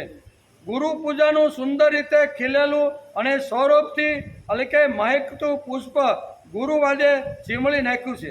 બાપ ડૉક્ટર હોય પછી બહુ મોટી હોસ્પિટલ ચલાવે, ઘણા વર્ષો થઈ ગયા હોય, 60 વર્ષ થાય પછી બાપને એમ થાય ઘણા વર્ષોથી હોસ્પિટલ ચલાવું છું, હવે મારો દીકરો પણ 25-30 વર્ષનો થઈ ગયો છે, હવે મારી સીટ ઉપર એને બેહાડી અને આ હોસ્પિટલની અંદર જે કાંઈ દર્દી આવે ને એને બધાને હારા કરે. હવે માનો કે બાપ ડૉક્ટર છે અને બાપ ડૉક્ટર તરીકે 25-30 વર્ષ સુધી હોસ્પિટલ ચલાવી, ઘણા રોગીને સાજા કર્યા, ઘણા બધા ઓપરેશન કર્યા, કારણ કે એ ભણીને બેઠો હતો. એ જે કાંઈ ઓર્થોપેડિક ડૉક્ટર હોય કે કોઈ પણ હોય તો એ બધું અભ્યાસ કરીને બધું લઈને બેઠો, પણ એના દીકરાએ અભ્યાસ કર્યો નથી, ભણ્યો નથી, પણ છે બાપનો દીકરો, ડૉક્ટરનો દીકરો છે. એટલે બાપને વિચાર આવે કાંઈ વાંધો નહીં, આને હવે બેહાડી ગયો ને, હવે મને આંખે થોડું પૂજવાનું બંધ થઈ ગયું છે, આટલા વર્ષ ઘણું કેવું, હવે દીકરો કરે. તો એ દીકરાને બાપની સીટ ઉપર જો બેસાડવામાં આવે તો કેટલા દર્દીને મારી નાખે એને ખબર તો નથી. એટલે આજે ગુરુવાદ છે ને, બાપ ગુરુ હતો એટલે પછી અહીંયા દીકરાને અક્કલ હોય કે ન હોય, પણ મારા ગયા પછી આ ગાદી ઉપર મારો દીકરો બેવો, મોટો એન્જિનિયર હોય જબરજસ્ત, હવે 29, 30, 35 માળની બિલ્ડિંગો બાંધી હોય, ગમે તેવા પવનની સામે ઝૂકે નહીં એવી બિલ્ડિંગો બનાવી હોય, એને એમ થાય કે હવે મારા 65 થઈ ગયા છે, છોકરો ભણી ગણીને આવ્યો છે, પણ એ અહીંયા એન્જિનિયર એટલે કે બિલ્ડિંગ બનાવવાનું ભણ્યો નથી, ભણ્યો છે બીજું, તો હાલને હવે હું નિવૃત્ત થાવ અને આને અહીં બેહાડી દઉં તો એ બિલ્ડિંગ રહે. બાપની કુશળતા હતી, બાપ ભણ્યા હતા, તેથી આવી રીતના આર્કિટેક્ટ એન્જિનિયર તરીકે ઘણી મોટી બિલ્ડિંગો બાંધી. દીકરો એ કક્ષા ભણ્યો નથી, એની અંદર એનું કોઈ પણ પ્રકારનું જ્ઞાન નથી. ના ના, પણ મારી સીટ તો એને આપવી જ જોઈએ ને, આટલો મોટો વૈભવ, આટલી મોટી ઓફિસ ઊભી કરી છે તો એને તો એ બેહાડે તો 2 માળનું મકાન હોય તો બેહી જાય કે નહીં, બેહી જાય કે નહીં, કારણ કે ભણ્યો નથી. એટલે આજે ગુરુવાદ છે ને, એણે ગુરુ પૂજાનું જે સારામાં સારું કુમળું અને મહેકતું જે ફૂલ હતું ને એ ગુરુવાદે ચીમળી નાખ્યું. દીકરાને અક્કલ હોય કે ન હોય, પણ મારી સીટ ઉપર બેહાડી અને મારી પરંપરા જાળવે એવું સમાજમાં આજે છે કે નહીં? આજે બહુ છે. એટલે કહે છે ગુરુ પૂજાનું સુંદર રીતે ખીલેલું અને સૌરભથી મહેકતું પુષ્પ ગુરુવાદે ચીમળી નાખ્યું છે, તેની આપણે તકેદારી રાખીએ છીએ. પણ અહીં માત્ર પરંપરાથી ગુરુના દીકરાને તેની યોગ્યતા જોયા વગર ગુરુ તરીકે સ્વીકારે તો આનાથી મોટી બાલિશતા અને આનાથી મોટું અધપતન બીજું કયું હોય? બાપ ગુરુ હતો, દાદો ગુરુ હતો, સારા હતા, અને હવે આ ભાઈ કાંઈ કરતો નથી, રખડતો ભટકતો થઈ ગયો છે, પણ બાપના પેટે જન્મ લીધો છે, એટલે હવે અમારી આ પરંપરા ટકવી જોઈએ એમ કરીને આવા હળીગેલને જો બેહાડીએ તો શું થાય? આખો સંપ્રદાયને સત્યનાશ વાળી નાખે કે નહીં? સમાજમાં ઘણું બધું આપણે આવું જોવા મળે છે. તેથી માત્ર પરંપરાથી ગુરુના દીકરાને તેની યોગ્યતા જોયા વગર ગુરુ તરીકે સ્વીકારી લઈએ છીએ, આનાથી મોટી બાલિશતા બીજી કઈ હોય શકે? બાપ 2 કિટલી ચા પી જતો હોય, ફરતો હોય, બધે માળામાં રાખી હોય, મોટી ચોટલા રાખી હોય, વિચિત્ર વેશ પહેરે, 5-25 શિષ્ય સુરતમાં હોય, ઓલી ગલીમાં જાય, ઓલી ગલીમાં જાય, બપોર થઈ જાય અને બધાની ઘેરે કોઈ એક રકેબીન, ક્યાંય એક કપ, ક્યાંય નાસ્તો કરે, આવું કરતો હોય અને 2-3 જોડી બીડી પી જતો હોય. હવે એ બાપો મળે એટલે પછી એના છોકરાને કે ભાઈ તારે અહીંયા ગુરુ ગાદી ઉપર, એ એના કરતાં વધારે દારૂ પીતો હોય પાછો, તો શું થાય? સમાજનું સત્યાનાશ નીકળી જાય. તેથી અહીં કહે છે માત્ર પરંપરાથી ગુરુના દીકરાને તેની યોગ્યતા જોયા વગર ગુરુ તરીકે સ્વીકારી લઈએ છીએ, આનાથી મોટી બાલિશતા અને આનાથી મોટું સમાજનું અધપતન બીજું કયું હોઈ શકે? ગુરુ પૂજન એટલે ધ્યેય પૂજન. ગુરુની પૂજા એટલે શું છે ગુરુ પૂજન એટલે ધ્યેય પૂજન. ગુરુનું જીવન ધ્યેય મૂર્તિ જેવું હોવું જોઈએ. ધ્યેયનું સાકાર સ્વરૂપ એટલે ગુરુ. ગુરુના જીવનની અંદર પણ કાંઈ ધ્યેય, કાંઈ આવી રીતનું વ્રત આવી રીતના હોવા જોઈએ. માનવના જીવનમાં ધ્યેય આવતા સંયમ આવે છે. સંયમથી શક્તિ સંગ્રહિત થાય છે. આપણે કહીએ ભાઈ 2 કલાક સંયમ માણસે રાખવું જોઈએ. એ શા માટે? માણસનું જીવન જો સંયમિત હોય ને તો અંદર જબરજસ્ત શક્તિ ભગવાન નિર્માણ કરે છે, પણ એ આપણે દેખાતી નથી.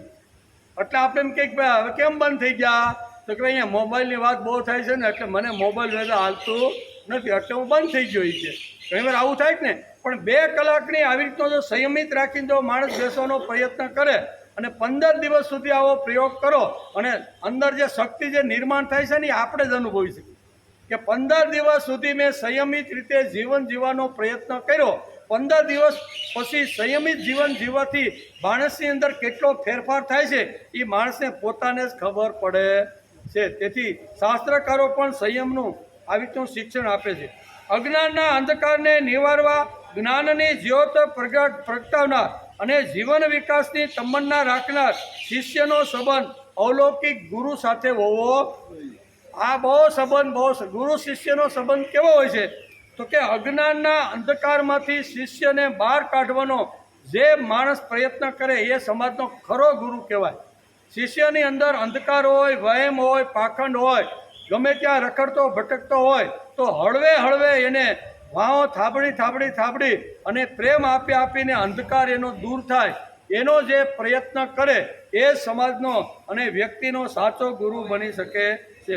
અંધકાર એટલે કે અજ્ઞાનના અંધકારને નિવારવા જ્ઞાનની જ્યોત પ્રગટાવે. અજ્ઞાન તો દૂર કરી નાખે, પછી જ્ઞાન ન આપે તો 5 દિવસ પછી પાછો હતો એવો ને એવો છે. એટલે અજ્ઞાનને દૂર કાઢે અને અજ્ઞાનની જગ્યાએ જ્ઞાનની જે જ્યોત છે ને એ શિષ્યની અંદર જો પ્રગટાવતો હોય ને તો એ સમાજનો સાચો ગુરુ છે. અજ્ઞાનના અંધકારને નિવારવા જ્ઞાનની જ્યોત પ્રગટાવનાર અને રાખનાર શિષ્યનો સંબંધ ગુરુની સાથે અલૌકિક આવી રીતનો ગુરુ શિષ્યનો સંબંધ હોવો જોઈએ. ભારતમાં પણ ગુરુ પરંપરા હતી. કેવી? આજે છે ગુરુ પરંપરા એવું નથી. આજથી હજારો વર્ષ પાછળ આપણે જઈને તો તપોવનની અંદર ગુરુ પરંપરાની આખી હતી. ભારતમાં પણ ગુરુ પરંપરા હતી. હું કોઈનો છું એ મધુર ભાવ તેમાં હતો. હું કોઈનો છું, મારી પાસે ગમે તેટલું જ્ઞાન હોય પણ જે જ્ઞાન મને જ્યાંથી મળે છે ને એનો હું છું. હું કેવો? મને કોઈ જ્ઞાન આપનાર તો હોય છે ને, મને કોઈ ઘડનાર તો હોય છે ને.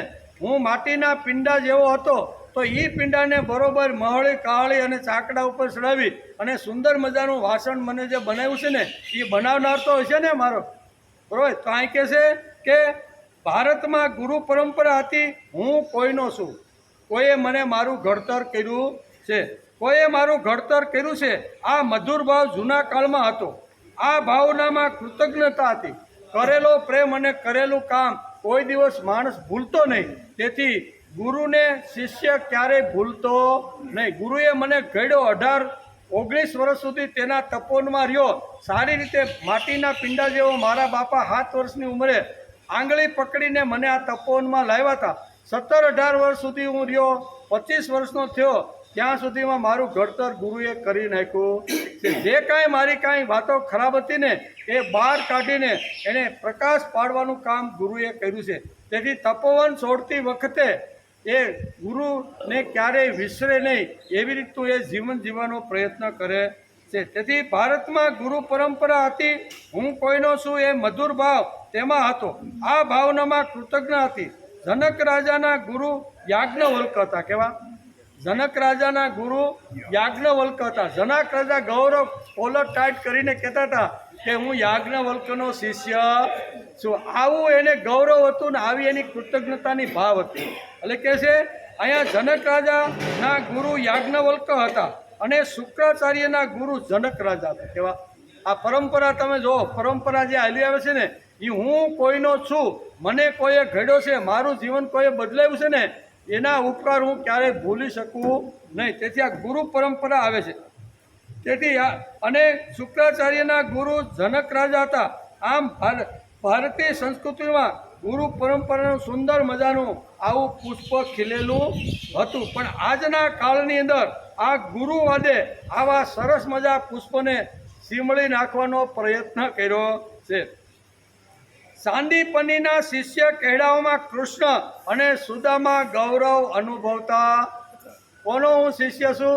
કૃષ્ણ અને સુદામા કોલર ટાઈટ કરીને કહેતા હતા કે અમે અત્યારે કોના શિષ્ય છીએ? તો કે સાંદીપનીના તપોવનમાં અમે ભણ્યા છીએ, આ અમારા ગુરુ છે. એમ કહેવામાં અહીંયા સુદામા અને કૃષ્ણને ક્યારેય નાનપ લાગતી, ક્યારેય નાનપ એને લાગી નથી કે હું સાંદીપનીનો શિષ્ય છું. એટલે કોલર ટાઈટ કરીને જ્યારે કહેતા હતા કે આટલું સુંદર તમે ક્યાં અભ્યાસ કર્યા, ત્યારે ભગવાન કૃષ્ણ અને સુદામા કહેતા હતા કે ભાઈ અમે સાંદીપનીના તપોવનમાં રહીને અમે અભ્યાસ કર્યા છે, એ અમારા ગુરુ છે. એટલે આ ગૌરવ જૂના કાળની અંદર આ ગુરુવાદની જે વાતો હતી ને એ આજે છે એવું નહીં, પરંપરાથી બધી વાતો ચાલી આવે છે. તેથી સાંદીપનીના શિષ્ય કહેડાઓમાં કૃષ્ણ અને સુદામા બંને શિષ્ય ગૌરવ અનુભવતા. બોલો, આટલી મોટી તાકાત, આટલી મોટી શક્તિ, પણ એ પોતે ગૌરવ કેવું અનુભવે કે અમે સાંદીપનીના બંને શિષ્યો છીએ. વિશ્વામિત્રની સેવા કરવામાં રામ અને લક્ષ્મણ કદી થાકતા ન હતા. વેદ, ઉપમન્યુ કે આરુણીને ધૌમ્ય ઋષિની સેવા કરવામાં ક્યારે થાક કે ક્યારે કંટાળો આવતો? આ આપણી ગુરુ પરંપરા આવતો હજારો દાખલા આપણે આપી શકીએ, પણ સમયને ધ્યાનમાં રાખીને આજે આ ઉત્સવને આપણે નમસ્કાર કરવાના છે. એટલે આ બધે જે ગુરુ પરંપરા છે એ વર્ષોથી, હજારો વર્ષોથી ચાલી આવે છે. આવી સુંદર ગુરુ પરંપરાને આજે કળયુગની અંદર ગલીએ ગલીએ ગુરુ થઈને જે બેસી ગયા છે ને, એણે સમાજનું સુંદર મજાનું આવું જે પુષ્પ હતું ને એ ચીમળવા સિવાય બીજો કાંઈ ધંધો કર્યો નથી. તેથી અહીં કે દ્રોણને માટે અર્જુનના અંતઃકરણમાં રહેલો નાજુક ભાવ જ તેને પાછલી બેઠક ઉપર બેહાડી ગયા છે. હું નકર એકદમ ઉત્સાહ, સ્ફૂર્તિ અને ચૈતન્ય લઈને લડવા માટે ઊભો થયેલો જે અર્જુન છે ને એ કુરુક્ષેત્રના મેદાનમાં આવ્યો. પણ દ્રોણ અને ભીષ્મની સામે જ્યારે ભગવાને એનો રથ જ્યારે ઊભો રાખ્યો ને ત્યારે એના હૃદયની અંદર એક ચમકારો થયો કે જેના તપોવનમાં હું ભણ્યો, જેણે મને ઘાટ ગળ્યો, જેણે મને સંસ્કારો આપ્યા. હું જ્યારે નાનો હતો ત્યારે ખભા ઉપરથી બાણ સરી જતું હતું ને ત્યારે દ્રોણ મને કહેતા હતા કે બેટા આમ નહીં, પણ આવી રીતે જો તું પકડીશ ને તો તારે તાકેલું નિશાન તારા હાથમાં આવી જશે. આમ કરી અને મને જેણે ઘાટ ઘડવાનો, જેણે મને આવો સુંદર મજાનો વિચાર આપ્યો છે એને જ મારે મારવાના. આ એક વાત આપણે મહાભારતની અંદર આ વાત આપણે જોવા મળે છે. તેથી કહે છે દ્રોણને માટે અર્જુનના અંતઃકરણમાં રહેલો નાજુક જે ભાવ છે એને પોતાના યુદ્ધ કર્તવ્યોમાં થોડોક ઢીલો કરી નાખ્યો. કેવો? આ ગુરુ પ્રત્યેનો જે ભાવ છે ને એ ઢીલો થઈ ગયો કે નહીં? સિદ્ધંતી મમ ગાત્રાણી કરીને બેસી ગયો કે નહીં? હુકામાં સામે ગુરુ છે, જેણે મને આ ગારાના પિંડા જેવો હતો ને એમાંથી ઘાટ ગળી સુંદર વાસણ બનાવી ઉપર કલર પૂરી અને જે માટીની કિંમત કિલોના 2 રૂપિયા હતા ને એ જ માટીની કિંમત એણે 500 રૂપિયા કરી દીધી. કેટલી? બેનો જાય ને ઘડો વગાડે, બેન પૂછે આની શું કિંમત? તો કે 500 રૂપિયા છે. નીચે નળ છે સુંદર મજાનું, જો આની અંદર કેવી રીતની ડિઝાઇન છે, આ પાણી પીવો ને બેન તો તમારે ફ્રીજ રાખવાની જરૂર જ નહીં. આમ કરી અને આ વેચનાર 500 રૂપિયામાં 2 કિલોનો માટીનો ઘડો હોય તો વેચે કે નહીં? કિંમત વધી કે નહીં? 2 કિલો માટી સમાજમાં 5 રૂપિયા આવે. કોઈ ઓળી કુંડું કોઈને બનાવું કે ભાઈ 10 રૂપિયા આવે, લાઈની ભાઈ મારે ઘેરે ગુલાબ વાવો છે તો એની કિંમત એટલી, પણ એને સાંકડા ઉપર ઘૂંટીને મસળીને એ પિંડાને જો સાંકડા ઉપર ચડાવવામાં આવે અને સુંદર વાસણ બનાવી કલર પૂરી અને આવી રીતનું એક સરસ મજાનું નીચે નળ મૂકીને વેચવામાં આવે તો અનેક ગણી કિંમત થાય કે નહીં? એમ શિષ્યનું, ગુરુનું કામ શું છે? એના તપોનમાં આવે અથવા એની પાસે જે આવે ને એને ઘાટ ઘડવાનું છે. અંધશ્રદ્ધા, વેમ, પાખંડથી દૂર રાખવાનું. એને બદલે આજે સમાજની અંદર લે ભાગુ ગુરુ છે ને એ પોતાના શિષ્યને અંધકાર, વેમ, પાખંડ, ચમત્કારમાં એવા ઘુસાડી દેશે કે તારે કાંઈ કરવાનું જરૂર નથી, તું મારી માથે, હું તારી માથે હાથ મૂકી દઉં એટલે તને અક્ષરધામ મળી જાય. આવા વેમ અને પાખંડની અંદર સમાજની અંદર આવા લે ભાગુ ગુરુ સમાજને લૂંટવા સિવાય બીજું આજે કાંઈ કામ કરતા નથી. એની સામે આ બધા જો આ કૃષ્ણ જુઓ, સુદામા જુઓ, સાંદીપની જુઓ, આ ગુરુ શિષ્યના સંબંધો જુઓ અને આજના લેભાગુના સંબંધો જુઓ તો આપણે ઘણું બધું દુઃખ થાય કે આ કયો કાળ આવીને ઊભો રહી ગયો છે. તેથી પરશુરામ પાસેથી જ્ઞાન મેળવવા કરણે ઘણો સંકટો સહન કર્યા.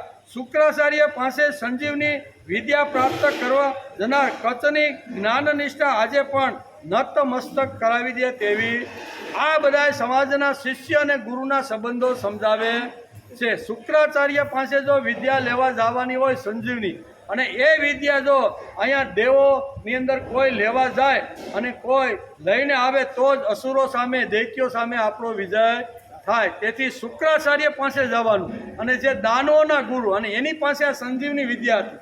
હવે એ સંજીવની વિદ્યા લેવા માટે કોણ જાય?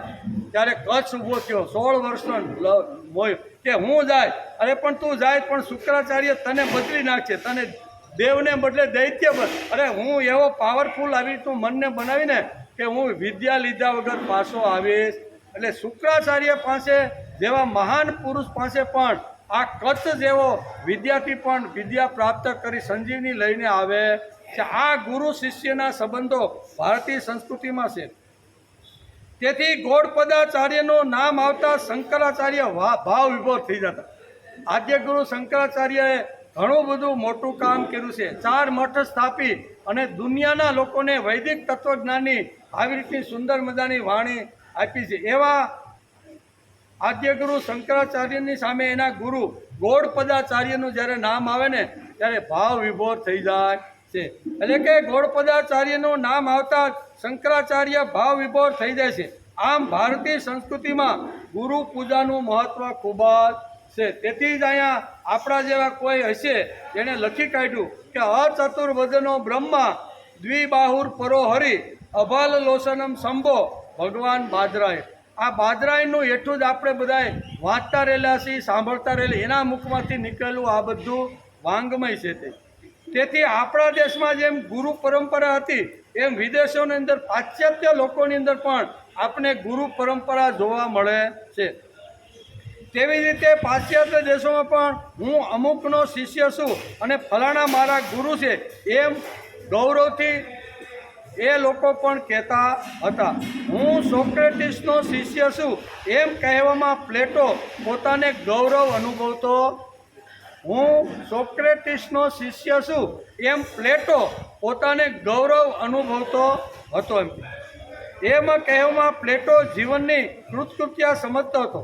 પ્લેટો મારા ગુરુ છે એમ એરિસ્ટોટલ કહેતો હતો. કેવો આ બધા વૈજ્ઞાનિકો જે મહાન થઈ ગયા દુનિયાની અંદર એ લોકો પણ ગુરુ પરંપરાની અંદર માને છે. પ્લેટો કહેતો કે હું જેની પાસેથી ભણ્યો, મેં જેની પાસેથી વિદ્યા લીધી, જેણે મારો ઘાટ ઘડ્યો ને એવા એરિસ્ટોટલ મારા ગુરુ.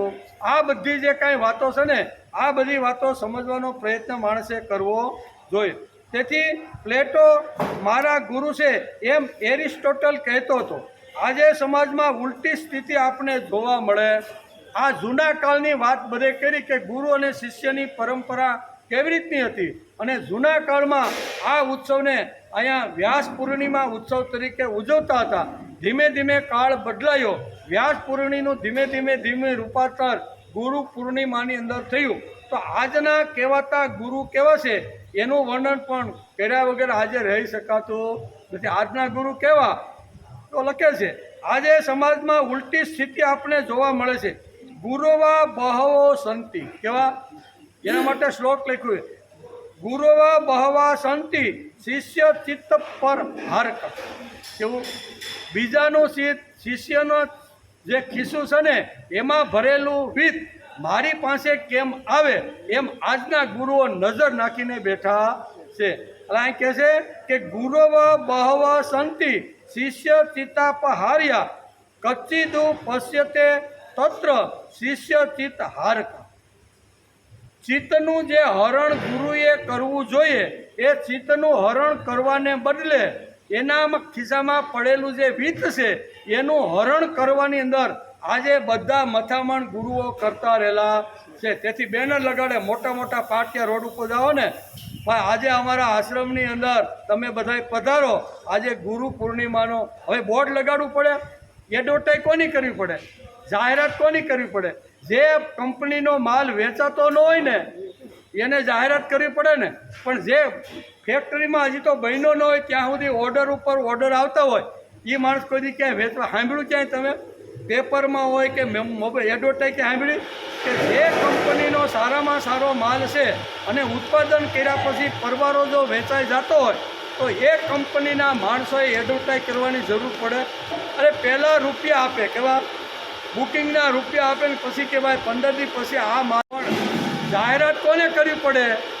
જેનો માલ વેચાતો ન હોય, ગોડાઉન ભરાઈ ગયું હોય અને સમાજમાં એનો વિક્રય થતો ન હોય ને તો એવા લોકોને જાહેરાત કરવી પડે.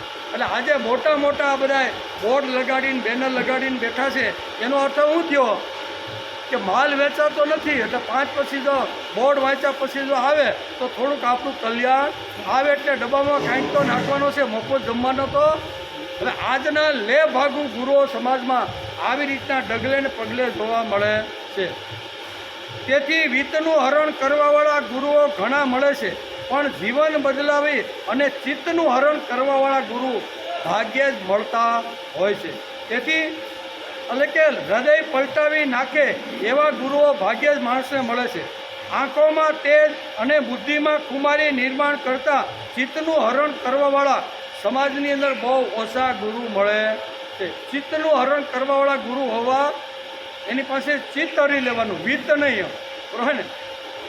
ભાગ્યવશાત એવા ગુરુ મળે તો તેને ઓળખવા એ અતિશય મુશ્કેલ છે. પરિચયમાં આવવું એથી મુશ્કેલ છે અને એની સાથે સંબંધ બાંધી અને વર્ષો સુધી ટકવું એ પણ એના કરતાં મુશ્કેલ છે. સમાજનો સાચો ગુરુ પ્રભુ તરફ ઈશારો કરી તેને જ પગે લાગવાનું જણાવ્યું છે.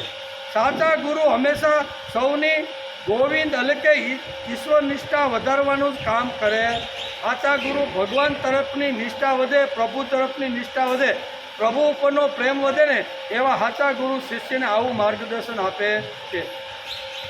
આજે ગુરુ પૂર્ણિમાના દિવસે પૂજન કોનું કરવું? તો કે જ્ઞાનના સૂર્ય, કેવા જ્ઞાનના સૂર્ય, પ્રેમનો મહાસાગર અને શાંતિના હિમાલય એવા વ્યાસનું પૂજન આજના દિવસે કરવું. વ્યાસનું વર્ણન કરતા પાંડુરંગ શાસ્ત્રી પૂજ્ય દાદા કહે છે કે આજના પવિત્ર દિવસે કેવા ગુરુનું પૂજન કરવાનું? તો આજે કહેશે એટલે કે આજે ગુરુ પૂર્ણિમાના દિવસે પૂજન કોનું કરવું? તો કે જ્ઞાનના સૂર્ય. જ્ઞાનનો સૂર્ય જે વ્યક્તિ પાસે હોય તે પ્રેમનો મહાસાગર, કેવો પ્રેમથી ભરેલો, મહાસાગરમાં જેટલું પાણી હોય ને એ બધું જ પાણી એની ઉપર એની પાસે, અને શાંતિનો હિમાલય, આવા ગુરુનું પૂજન આજના દિવસે કરવાનું. અને એ ગુરુ એટલે અચતુર્વદનો બ્રહ્મા, દ્વિબાહુર પરો હરિ, અભાલ લોસનમ શંભો ભગવાન બાજરાય. આવા બાજરાયના પૂજન કરવાનો આ ગુરુ પૂર્ણિમાનો સુંદર મજાનું મહેકતું ફૂલ આપણા શાસ્ત્રકારોએ આપણા હાથની અંદર મૂકી દીધું છે. ગુરુ પૂજન એટલે સત્યનું પૂજન. કેવું? ગુરુનું પૂજન એટલે સત્યનું પૂજન, ગુરુ પૂજન એટલે જ્ઞાનનું પૂજન, ગુરુ પૂજન એટલે અનુભવોનું પૂજન. પરંતુ આવા ગુરુ ન મળે તો શું કરવું? ઘણીવાર આપણને પ્રશ્ન થાય, ગુરુ તો આવા જોઈએ છે પણ સમાજમાં આવું ન મળે તો શું થાય? તો આપણે આપણા શાસ્ત્રકારોએ લખી રાખ્યું કે વસુદેવ સુતં દેવમ કંસ ચાણુર મર્દનમ દેવકી પરમાનંદમ કૃષ્ણમ વંદે જગતગુરુ. આવા ગુરુ લે ભાગા આપણા ખિસ્સા તરફ ધ્યાન રાખી આપણું વિત્ત ભરવાનો જે પ્રયત્ન કરતા હોય એવા જ ગુરુ જો મળતા હોય અને ચિત્તનું હરણ કરવાવાળા ગુરુ જો ન મળે તો અમારે શું કરવું ભાઈ? ઘણીવાર આવો પ્રશ્ન આપણને થાય છે ત્યારે કૃષ્ણમ વંદે, આ ગુરુ તો ઊભો જ છે કાયમનો છે, બરાબર ને. 5000 વર્ષથી આ ગુરુ ઊભો છે, એને ગુરુ બનાવો, એના વિચારો, એની ગીતા, એણે કીધેલા જે સિદ્ધાંતો છે એ જીવનમાં લાવી અને જીવનમાં જીવવાનો પ્રયત્ન કરો, એ જ તમારો સાચો ગુરુ છે. તેથી ગુરુ પૂજન એટલે સત્યનું પૂજન, ગુરુ પૂજન એટલે જ્ઞાનનું પૂજન, ગુરુ પૂજન એટલે અનુભવનું પૂજન. અને પરંતુ આવા ગુરુ ન મળે તો કૃષ્ણમ વંદે જગત ગુરુ તો આપણા છે, બરાબર ને છે. ભગવાન શ્રી કૃષ્ણને ગુરુ બનાવી તેમણે દાખવેલી શ્રીમદ ભગવદ્ ગીતા, કેવી ભગવાન શ્રી કૃષ્ણએ ગુરુ બનાવી તેમણે દાખવેલી શ્રીમદ ભગવદ્ ગીતાના જીવન રાહ ઉપર ચાલવું એ જ આજના દિવસે શ્રેયસ્કર છે. તેથી આપણે પણ યોગાનું યોગ શ્રીમદ ભગવદ્ ગીતાનો અભ્યાસ આજે આપણે 350 દિવસથી કરતા રહેલા છે. આ જ ભગવાનના મુખારવિંદમાંથી નીતરેલું માધુર્ય છે અને એ જ માધુર્યનો આપણે અભ્યાસ કરીએ છીએ. તેથી કૃષ્ણમ વંદે જગદગુરુ. આવા કદાચ